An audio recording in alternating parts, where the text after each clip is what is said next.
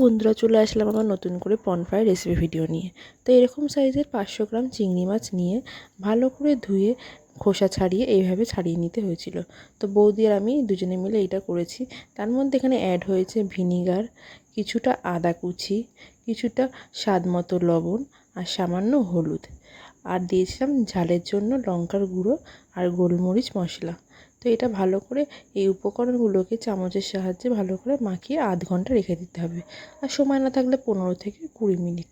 আরেকদিকে আরেকটা বাটিতে কর্নফ্লাওয়ার আর ময়দা সমানভাবে মাখিয়ে রেখেছিলাম শুকনো, আর আরেকটা বাটিতে কর্নফ্লাওয়ার ময়দা, তার সঙ্গে স্বাদ মতো লবণ আর গোলমরিচ গুঁড়ো এইভাবে চামচের সাহায্যে মাখিয়ে নিয়ে এর মধ্যে অ্যাড করতে হবে কিছুটা জল। তো ভালো করে মিশ্রণটি গুলিয়ে নেওয়ার পরে এখানে কিছুটা সাদা তেলও দেওয়া হয়েছিল। তো মাখানো হয়ে গেছে, এবার এখানে আস্তে আস্তে আমরা এটা ফ্রাই করব। তারপর বন্ধুরা যে শুকনো মিশ্রণটি ছিল তার মধ্যে একটা একটা করে পন এইভাবে দিয়ে তারপর এর মধ্যে ভালো করে এপিট ওপিট করে দিয়ে কড়াইতে দেওয়া হয়েছিল। তারপর এই করে প্রত্যেকটা উপকরণ মাখিয়ে এই একইভাবে একটা করে একটা এরপর দেওয়া হয়ে, তো হালকা যখন লাল হবে তো এপিট ওপিট করে ভালো করে ভাজা হয়ে গেছে। তো এখানে রেডি আমাদের পন ফ্রাই।